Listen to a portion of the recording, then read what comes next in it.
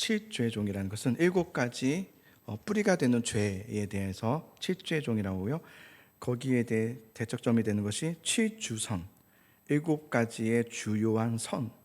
칠죄종은 죄, 칠주선은 선. 그래서 칠죄종은 우리 이게 있죠? 교만부터 한번 읽어볼까요? 시작. 교만, 인색함, 질투, 분노, 음욕, 탐욕, 나태였어요. 칠주선은 거기에 반해서 겸손, 자선, 친절, 인내, 순결, 절제, 근면이겠죠. 자선이 이제 자비에 해당하겠고요. 자, 칠죄종이라는 것은 죄고요. 이게 단순히 개인의 죄의 영향만이 말하는 것이 아니라 그 공동체를 무너뜨리는 죄를 말하고요. 오늘은 이제 마지막 부분인 나태에 대해서 같이 좀 나누려고 하는데요. 이런 말씀이 있습니다. 데살로니가 전서에 보면 이런 말씀이 있는데 일하기 싫은 자는 먹지도 말라. 전 열심히 먹습니다. 예, 그러면 열심히 일해야 되겠죠. 일하기 싫은 자는 먹지도 말라. 교회에서 이 말씀을 자주 이용하면서 우리에게 요구하는 것은 교회가 이렇게 요구하죠. 그러니 열심히 봉사하고 일하라. 뭐 이렇게 많이 사용하기도 했고요. 그런데 성경에서 이 말씀은 어떤 노동이나 봉사 이런 것을 말하고자 함이 아니에요. 그러니까 봉사를 열심히 해라, 게으름이 안 된다, 뭐 이런 얘기를 하는 게 아니에요. 칠죄종에서 나태는요, 단지 게으름이나 나태함을 말하는 것도 아닙니다. 그러니까 여러분이 생각하는 나태가 뭐죠? 나태함. 집에서 잠옷을 입고 안 갈아입고 계속 잠옷만 매일 입고 있는, 그리고 누워서 TV를 켜서 리모컨을 돌리고 있는, 재미없죠 TV. 근데도 켜서 재미없는데도 또 켜요. 켜서 또 돌리고. 이게 채널이 옛날에는 뭐 몇 개 없었잖아요. 그죠? 한 5개밖에 없었나? 그때는 돌리는 게 되게, 지금 100몇 개가 돌리는 게만 이제 한 30분 걸리는 것들 이렇게. 예, 그러면서 시간을 계속 가고, 그러다 아까 뭐였더라? 또 다시 돌아와서 또 보고 이런 거. 내가 지금 뭔가를 해야 되는데 하지 않는 거. 뭐 학생들 같은 경우는 이제 과제가 있는데 과제를 먼저 끝내고 하면 되는데 우리 학생 때는 어떻게 하냐면 먼저 놀고 하죠. 과제는 나중에 하자. 이렇게. 그거를 이제 우리는 나태함. 집에 부엌에 설거지가 쌓여져 있는 거. 그 나태함. 우리는 이제 그렇게 생각한단 말이에요. 집에 빨래가 안 돼 있는 그런 상태의 나태함. 그런데 칠죄종에서 얘기하는 나태함은 그것과 좀 다릅니다. 다행이죠. 다행이에요. 칠주선에 나오는 근면 또한 우리가 생각하는 것처럼 너는 열심히 일을 해야 돼. 열심히 일을 하고 어떤 일에 있어서 불평불만하지 말고 또 목사님이 얘기하면 순종하고 그냥 다 해. 이런 의미의 근면 또한 아닙니다. 그렇게 이해해서는 안 됩니다. 이 나태와 근면에 대해서 우리는 성경적인 부분을 찾아보면 좋겠는데요. 바로 데살로니가 후서, 오늘 우리가 읽었던 3장의 내용이에요. 데살로니가 후서의 그 배경이 먼저 중요하다 생각이 드는데요. 데살로니가 교회에게 사도 바울은 예수님의 재림, 오심 이런 것들을 좀 가르쳤어요. 그러니까 천국, 뭐 지옥, 우리의 인생은 끝이 있다. 영원한 하나님 나라. 이런 얘기들은 여러분 사실은 지금 힘들게 사는 사람들에게는 위로와 소망이 됩니다. 그죠? 우리에게는 하늘의 소망이 있다. 이런 말들이 되게 소망이 됩니다. 성도들이 그런 이야기를 들을 때, 그래, 예수님이 곧 오신대. 마지막 때래, 지금은. 마지막 때래? 천국 소망, 그걸 가져야 된대. 이 땅을 소망하지 말고 천국을 소망하지. 이런 뭔가 위로가 되고 뭔가 돌파구를 찾은 것 같은 느낌도 들고. 근데 그러다 보니까 점점점 이 당시 성도들이 오심, 재림, 어떤 천국, 하늘 이런 것에 너무 주목하다 보면서 내가 지금 하던 일들을 좀 멈추고 하늘만 쳐다보게 되더라는 거예요. 그래서 언제쯤이면 그러면 되는 거지 이렇게. 당시 교회는 핍박이 있었습니다. 핍박이 있었고 교회를 향한 핍박이 있었고 그 핍박은 점점점 심해졌고 그럴 때마다 성도들은 바울이 했던 말들을 자꾸 되새기면서 맞아, 마지막이야. 이 땅이 전부가 아니라고 그랬어. 우리에게는 하나님 나라의 소망이 있다고 그랬어. 이러면서 맞는 말이지만 너무 한쪽으로 치우친 신앙? 좀 치우친 신앙? 그죠? 그래서 좀 잘못된 이해로 흘러가는, 맞는 말을 좀 다르게 해석해버려서 그걸 좀 이렇게 치우쳐버리는, 그래서 그렇게 하는 성도들의 모습을 듣고 사도 바울이 황급하게 주님의 재림과 주의 날에 대해서 상세하게 편지를 쓰는 것이 바로 데살로니가 후서예요. 여러분, 사회가 힘들고 정치적으로 어지럽고 또 아니면 개인적으로 사는 것이 좀 막막하고 좀 어려운 일을 당하게 되면 그 다음에 사람에게 어떤 현상이 좀 일어나냐면 관심사가 조금 바뀝니다. 그러니까 먹고 살만할 때는 전혀 관심 갖지 않았던 갑자기 영의 세계, 죽음, 그리고 어떤 다음 신비한 어떤 현상, 이런 것에 관심을 갖기 시작해요. 어려우면 어려울수록, 사회가 힘들면 힘들수록. 그래서 TV를 보면요, 요즘 TV를 보면, 여러분 채널을 쭉 돌려보세요. 요즘 TV를 보면 드라마나 예능이나 어떤 노래나 문화들이 이렇게 보면은 약간 천국에 대한 이야기, 지옥에 대한 이야기, 어떤 무당, 어떤 점 보는 것, 어떤 영의 세계, 신비함, 이런 것들이 TV 안에 굉장히 많은 내용들을 다루고 있어요. 그죠? 아무도 TV를 안 보시니까 모르시겠지만 제가 대신 말씀드린다면 그래요. 요즘 천국, 어쨌든 그런 것들이 되게 주를 이루고 있어요. 예전에 우리나라가 한참 이제 막 약간 부흥성향하고 그럴 때는 TV의 대부분의 그 드라마의 내용은 반전의 이야기들이 많았어요.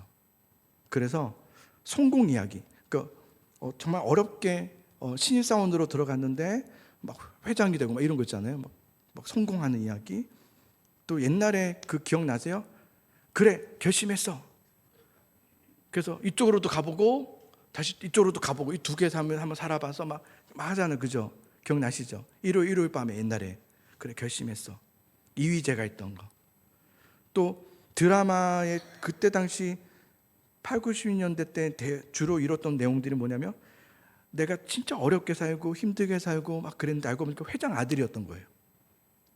그래서 내가 회장 아들이었다. 그래서 갑자기 인생이 변화되고 이런 얘기들이 주로 이뤘었어요. 그러니까 TV를 이렇게 보면은 지금 시대의 성향과 사람들의 관심사가 무엇인지가 금방 딱 보여져요. 그죠? 그러니까 지금은 시대가 굉장히 어렵다는 거예요. 지금 무당 이런 얘기들, 또 막 천국 지옥에 대한 이상한 얘기들, 뭐 신비한 영의 세계 이야기들이 TV에 굉장히 많이 나오고 있거든요. 그만큼 지금 우리나라는 굉장히 어렵다는 거죠. 사람들이 지금 굉장히 혼란함에 있고 힘듦에 있다는 것을 보여준다고 저는 생각이 들어요.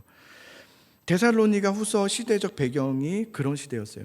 교회적으로 굉장히 핍박이 있었고 환란이 있었습니다. 근데 그럴 때의 성도들은 어디에 자꾸 관심을 갖냐면 예수님이 오신대, 다시 오신대, 곧 오신대, 그리고 도적같이 오신대, 언제 올지 모른대. 그러니까 막 깨어 있어야 돼, 막 이런 말씀들을 오해하면서 받아들이기 시작하는 거예요. 시대적으로 어려움을 겪고 있는 겪고 있던 교회가 주님이 오신다고 하는 그런 사람들의 말들, 그리고 특히 거짓 교사들, 그 더 이렇게 좀 이렇게 북측이죠. 예수님 곧 오신다, 막 끝났다, 막 마지막이다, 지금 이제 곧 오신다, 막 이렇게 하니까 막 두려워져요. 막 그런가? 어떡하지, 막 이렇게 되어지죠. 그래서 성도들이 막 그런 가르침에 막 혼란을 경험하게 되고, 그래서 현실에 대해서 게을러지는, 현실의 삶에 대해서 게을러지는 그런 모습들이 일어나게 된 거죠. 그래서 사도 바울은 데살로니가 후서를 통해서 다시 오실 예수 그리스도라는 그 종말론적 신앙이 무엇인지, 종말론적 신앙이라는 게 도대체 무엇인지를 바르게 잡고자 편지를 써준 게 데살로니가 후서예요.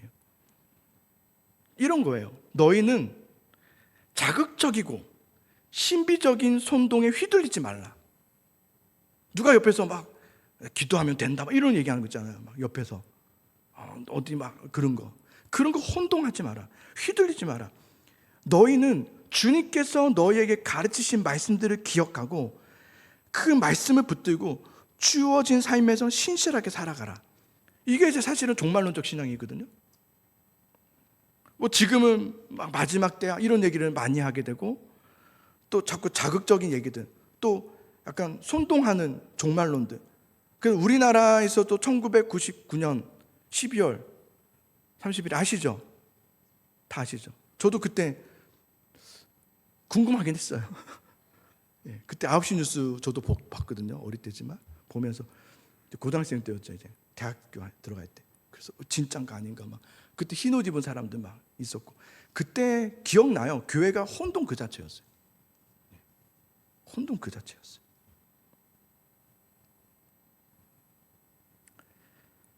그런 말들, 종말론 어떤 신비한 자꾸 얘기들, 거기에 막 혼란을 느끼고, 특별히 사회가 혼란하고 경제가 시끄럽고 정치적으로 어려움을 겪고 있을 때 그런 현상들이 훨씬 극성을 부리기 마련입니다. 훨씬 극성을. 왜냐하면 말씀의 기반이 약한 거예요. 그래서 우리 한국 교회는 지금 뭐부터 다시 바로잡고 나가야 되냐면 말씀이에요. 지금 다른 게 아니라 말씀을 다시 회복하고 말씀을 바로잡고, 여러분들은 말씀을 안다고 하지만 그런 게 아니라 정말 진리의 말씀을 다시금 회복하는 것, 말씀의 삶으로 돌아가는 것, 이러한 여기서부터 진정한 치유가 있고 회복이 있고 부흥이 있는 거지, 어떤 뭐 어디 가서 기도를 받아서 뭐 어디 집회를 갔다 오니까 이런 게 아닙니다. 우리나라는 여러분, 우리나라는 어떻게 부흥했을까? 아세요 혹시? 우리나라 부흥의 시작이 뭔지 아십니까? 우리나라는 여러분, 우리가 이렇게 생각해요. 우리나라는 옛날에 막 그 번영신학, 축복신앙이 있었다. 아닙니다. 그거는 그 이후의 이야기고요. 그 전에, 훨씬 더 그 전에, 우리나라 처음 부흥이 시작됐던 그 이유, 그 시작. 그때 뭐 가난했으니까 예수님 믿으면 잘 된다, 예수님 믿으면 치유된다, 뭐 성공된다, 이런 번영신앙으로 우리나라가 부흥한 것이 절대 아닙니다. 그건 나중에 변질돼 버린 거죠. 우리나라는 그렇게 시작하지 않았습니다. 복음이, 우리나라는 제대로 복음이 들어오지 않았을 때, 그때 부흥의 시작은 순수한 말씀의 선포였습니다. 아마 모르실 거예요. 절대로 번영신앙이나 기복신앙, 신비주의가 아니었습니다. 오직 말씀이었고, 오직 예수님만이 우리의 소망이시다, 복음의 정수를 전하면서부터 우리나라는 부흥이 시작되었습니다. 그래서 우리나라는요, 여러분, 성경이 들어오기 시작하잖아요. 성경. 우리나라 최초의 성경을 쓴 사람, 성경을 우리 한글로 만든 사람이 누군지 아십니까? 너무 빨리 올렸어. 맞아요. 이수정.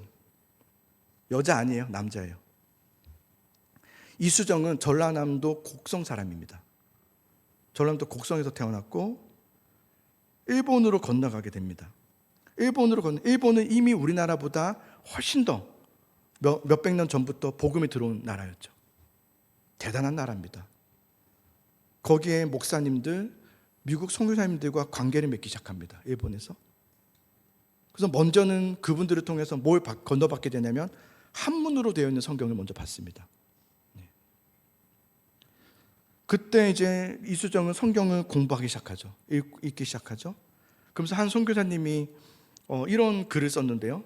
그때 당시 이수정을 가르쳤던 선교사님, 이수정 이분이 성경을 이제 막 배우고 있을 그때에 꿈을 꾸게 됩니다. 그 꿈의 내용이 이겁니다. 들어보십시오. 선교사님이 하는 말이에요. 그는 그가 배운 것에 상당한 흥미를 가지고 성실하게 말씀 연구에 전념했다. 이쯤 그는 한 꿈을 꾸었는데, 꿈에 키 큰 사람과 작은 사람 두 사람이 한 바구니 가득 책을 가지고 왔었다. 꿈에서 이수정은 그들에게 이것이 무슨 책이냐라고 묻자 그들은 이 책은 당신 나라의 모든 책들보다 가장 중요한 책들입니다 라고 답했다. 그러자 이수정은 그러면 그것이 도대체 무슨 책이냐고 묻자 그들이 말하길 이것은 바로 성경이다 라면서 꿈에서 깬 거예요. 이수정은 이 꿈이 예사의 꿈이 아니라는 마음이 들었습니다. 이건 분명히 하나님으로 나에게 주신 계시다. 그러면서 성경 연구에 몰입하기 시작하고 그는 성경의 진리의 빛에 들어가기 시작합니다. 그리고 그는 회심하게 되고 세례를 받습니다. 그 이후로 그는 한글로 되어 있는 성경을 만들기 시작하죠. 이후에 아직 한국 땅에 복음이 선포되지 않았기 때문에 이 한국 땅의 복음을 위해 기도하면서 이수정이 미국에 편지를 써서 우리 한국에 선교를 해주기를, 복음을 전해주기를 요청하는 편지를 쓰게 됩니다. 그 편지는 그 당시 미국에 있는 선교로 들어오게 되고 수많은 선교를 준비했던 선교사님들에게 큰 도전이 되었고, 이 한국 땅에 복음을 들고 수많은 선교사님들이 그 편지 한 장 때문에 들어오기 시작합니다. 언더우드 선교사, 아펜젤로 선교사, 수많은 선교사들이 그 편지 한 장으로 우리가 알지 못했던 그 조선 땅, 거기에 대해서 뜨거운 마음을 갖고 들어와 복음을 전하기 시작하죠. 근데 복음을 한국에 들어오기 전에 그들은 제일 먼저 어디를 갔을까요? 일본. 왜요? 누구 만나려고 갔을까요? 이수정 만나러. 그래서 일본으로 먼저 가서 이수정을 만나고, 그리고 이수정을 통해서 한국말을 배우고 문화를 배웁니다. 그리고 들어오게 되죠. 그래서 이수정의 별명이 그 당시 선교사님들 중에서 뭐라고 불렀냐면 조선의 마게도냐인, 이렇게 건너와서 우리를 도우라 했던, 우리에게 말씀을 가르쳐 달라 했던, 우리나라에 복음을 전해달라 했던. 그리고 그때 여러분, 이수정이가 어떤 편지를 썼을까가 기록되어 있어요. 그 편지가 있어요. 그 편지의 내용을 제가 한번 읽어드릴게요. 근데 저는 굉장히 놀라웠어요. 왜냐하면 이 편지 안에는 우리가 생각하는 것처럼 옛날에 우리나라는 예수님은 복 받을 것이다, 뭐 치유되고 이런 얘기일 줄 알았어요. 근데 그런 얘기는 하나도 없어요. 오직 말씀이에요. 오직 예수 그리스도. 이것만 기록되어 있어요. 1883년 12월 13일 요코하마에서 예수 그리스도의 종 나 이수정은 미국의 형제 자매들에게 주님의 이름으로 인사를 드립니다. 믿음과 진리의 능력으로 나는 주의 놀라운 축복을 받았으며 나의 행복은 이루 말할 수 없습니다. 여러분의 기도와 간구로 우리는 우리의 신앙을 확고히 지킬 수 있으며 결코 사탄에 의해서도 제거될 수 없기 때문에 주님께 찬양과 영광을 돌립니다. 우리 조국에서 수많은 백성들이 아직 참 하나님의 길을 모르고 있으며 이방인으로 살고 있습니다. 그들은 아직 주님의 은혜의 복음을 받아들이지 않았습니다. 이 복음 시대에 우리나라는 불행히도 눈에 띄지 않는 지구촌의 한 구석에 위치하고 있으며 그곳에서는 기독교의 복을 아직 누리지 못하고 있습니다. 그러므로 나는 복음이 확장될 수 있도록 성경을 한글로 번역하고 있습니다. 이 일이 성공할 수 있도록 나는 밤낮으로 기도하고 있습니다. 지금 마가복음이 거의 완성되었습니다. 5명의 나의 동포들이 나와 같은 생각을 갖고 있습니다. 그들은 이미 세례를 받았습니다. 성경의 가르침을 받아들이는 자들이 점차 늘어나고 있으며 장차 기독교인이 될 것으로 기대되는 숫자가 매일마다 증가하고 있습니다. 과거 7, 8년 동안 선교사들이 한국에서 비밀리에 복음을 전해왔으나 그러나 정부는 엄격히 기독교를 금했고 회신자들은 남녀노소를 가리지 않고 사형에 처해졌습니다. 그러나 그들은 그 자신들의 신앙을 굳게 지키고 승리의 죽음을 맞이하였습니다. 사형에 처해진 사람들의 숫자가 10만 명이나 넘었습니다. 10만 명. 이는 사람들이 복음을 받을 준비가 되어 있음을 보여주는 것입니다. 놀랍죠? 중략하고요. 너무 길어서요. 귀국은 기독교 국가로 우리에게 잘 알려져 있습니다. 그러나 만일 여러분이 우리에게 복음을 전하지 않는다면 나는 다른 민족들이 잘못된 교사들을 보낼 것이라고 우려하는 바입니다. 그들의 가르침들은 주의 뜻과는 일치하지 않을 것이라고 우려하는 바입니다. 비록 나는 별로 영향력이 없는 사람이지만 여러분들이 보내는 선교사들을 돕기 위해 최대한 노력하겠습니다. 나는 매우 진지하게 여러분들이 여기 한국 선교를 위해 노력하고 있는 이들과 상의할 수 있는 어떤 사람을 일본에 보내 스스로 한국 선교를 준비할 수 있도록 도와줄 것을 요청합니다. 여러분이 나의 말에 주의를 기울여 주시기 간구합니다. 만일 나의 요구가 허락된다면 나의 기쁨은 이루 형언할 수 없을 것입니다. 끝에 그리스도의 종 이수정. 놀랍죠? 예. 이 편지를 읽고 수많은 미국 선교사님들이 한국으로 들어오기 시작합니다. 우리나라 처음 복음의 시작은 말씀이었습니다. 말씀으로 시작된. 그래서 우리나라는 놀라운 은혜 복이 임했습니다. 잘 되는 복이 아니라 복음의 복이 임했죠. 그때는 정말 원색적인 복음, 오직 말씀이었습니다. 오직 진리의 말씀, 오직 예수님, 오직 하나님만이 소망이시다. 이걸 고백하며 선포된 복음이 오는 날까지 우리나라를 부흥케 했습니다. 지금은 어디에 가나 교회가 있습니다. 우리나라에 교회가 없는 동네는 없습니다. 이게 부흥의 역사입니다. 그죠? 그런데 그 순수했던 말씀을 향한 사모하는 사라지기 시작하고 어느 날부터인가 우리나라는 그 이후에 시대가 좀 바뀌면서 엉뚱한 것들이 그 자리, 그 진리의 복음의 자리 앞에 다른 것이 들어오기 시작했습니다. 무엇일까요? 번영신앙. 예수님 믿으면 잘 된다. 기도하면 된다. 기도하면 복 받는다. 기도하면 낫는다. 번영신앙. 축복, 성공, 치유, 회복, 신비함 체험. 한국교회는 이런 신사도 운동이라고 하죠. 신사도 운동의 영향을 받으면서 그때부터 쇠퇴하기 시작합니다. 우리나라는 그때부터 쇠퇴하기 시작합니다. 신사도 운동이라는 것은 뭐냐면 쉽게 딱 그 두 가지로 보면 될 것 같아요. 하나는 신사도 운동이라는 거 이런 거예요. 성경의 계시를 부정해요. 그러니까 성경의 계시의 종결성을 부정해요. 그러니까 이들은 뭐냐면 자신들도 사도다. 성경의 권위를 넘어서 이제 그들이 성경처럼. 그래서 두 번째, 직통 계시가 일어납니다. 나는 주님의 음성을 따로 듣는다. 그래서 여러분도 이 내 말을 들어라. 성경을 보라는 게 아니라 내 말을 들으라고 해요. 내 말을 들어라. 그래서 막 그런 모임 가셨는지 모르겠지만 그런 모임 가면 정말 그래요. 기도하다가 한 분이 테이블에 올라가서 하나님이 지금 말씀하셨습니다. 그래요. 진짜로. 지금 저기 무슨 옷 입은 분 하나님께서 지금 이렇게 말씀하십니다. 막 그렇게 얘기해요. 되게 위험하죠. 자기가 성경의 권위 위에 올라가죠. 그게 직통계시라고 해요. 우리가 주님의 음성을 듣는다 이런 차원이 아니라 자신이 성경의 그 위에 올라가는 거예요. 그래서 막 예를 들면 제가 혹시 여러분 그런 적 있어요? 여러분한테 진짜님 제가 기도하는데 이런 마음을 주셔서 이런 적 있어요? 저 그러지 않을걸요? 직통계시예요. 기도하는데 이런 마음을 주셔서요 막 이렇게 얘기하잖아요. 자기가 성경 위에 올라가는 거예요. 되게 위험한 말입니다. 그거를 신사도 운동이라고 하는 거예요. 신사도 운동. 그래서 그런 어떤 성령의 어떤 신비함, 이거 굉장히 강조하죠. 그래서 그 안에서는 사도들이 있습니다. 사도들은 예수님의 제자들, 그리고 사도 바울, 거기서 끝이거든요. 왜 끝이냐면 이제 끝났다가 아니라 이제 그 권위를 말하는 거예요. 그 권위. 근데 그 권위를 이어받아서 여전히 사도성을 가지고 하는 분들이 있어요. 그래서 그들은 성경을 그다음부터는 자의적으로 해석합니다. 그래서 저는 그런 분들 설교 들어봤어요. 들어봤는데요. 자의적 해석이에요.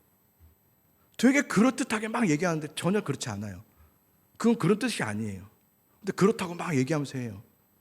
번제단은 이런 것이고 예수님의 베드로의 그물이 번제단의 망과 같은 것이면 막 나는 말도 안 된다 생각했어요.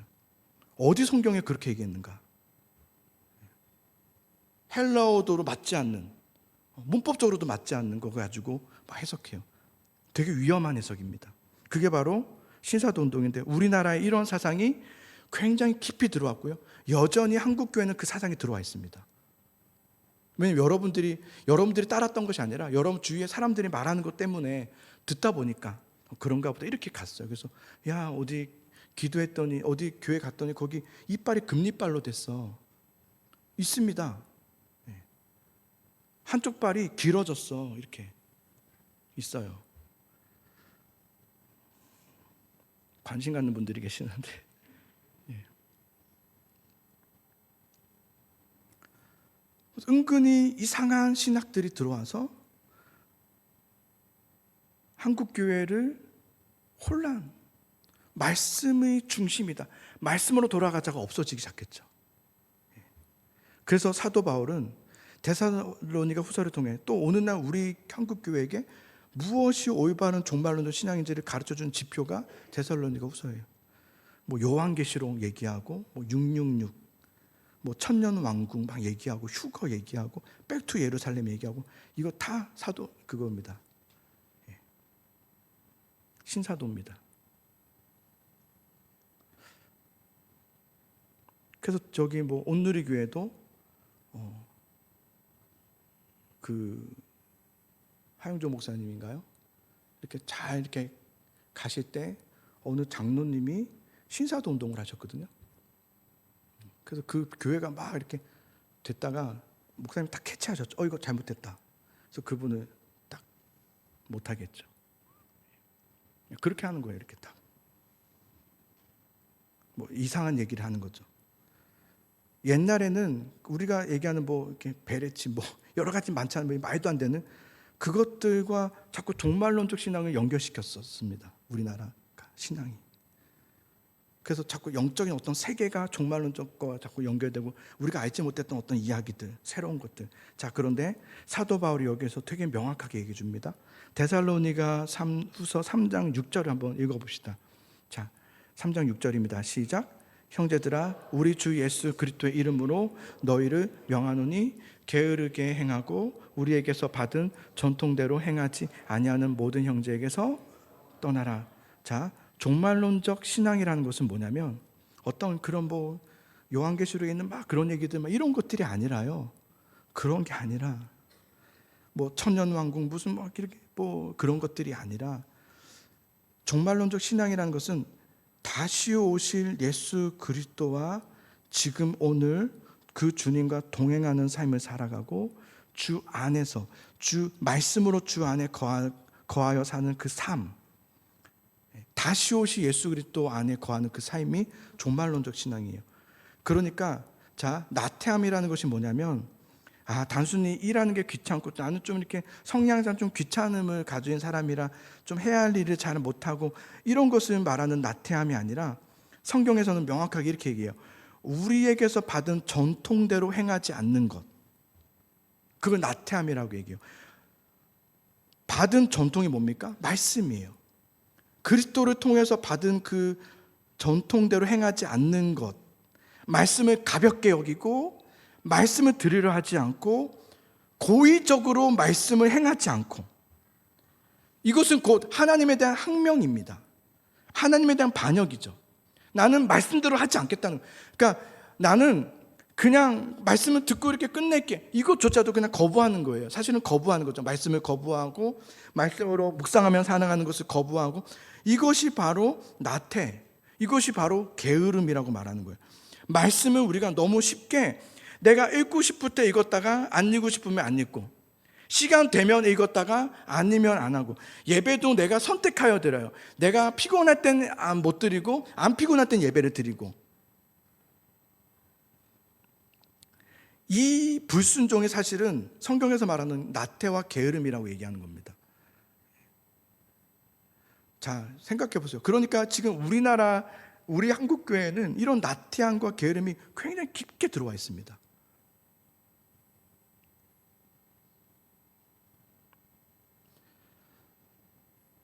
그러면 반대로 치추선의 근면이 뭘까요? 내가 열심히 뭔가를 봉사하고 교회에서 어떤 봉사 일을 하는 걸 말하는 게 아니라 말씀으로 돌아가는 걸 말해요. 말씀으로 나아가서 엎드리고 듣고자 하고 말씀을 붙잡는 것, 예수님이 나를 사랑하시는 그 사랑 앞에 내가 그 사랑을 놓지 않는 것. 여러분, 우리 삶에 가장 중요한 게 뭡니까? 뭐예요? 우리 삶에 가장 중요한 게 뭐예요? 예수 그리스도잖아요. 예수 그리스도, 말씀. 그거보다 더 중요한 건 없어요. 다시 한번 말씀드릴게요. 예수 그리스도보다 더 중요한 건 없어요. 그 어떤 것보다도, 여러분의 건강보다도 예수 그리스도가 더 중요합니다. 내 생명보다도 예수 그리스도가 더 중요합니다. 내가 혹시 오늘 죽는다 해도 난 예수 그리스도 못 놓칩니다. 당연한 거 아닙니까? 그게 근면이라고 하는 거예요. 어떤 것보다, 이게 말로만이 아니라 나는 정말 예수님이 내 전부이십니다라는 이 믿음의 고백, 이 근면.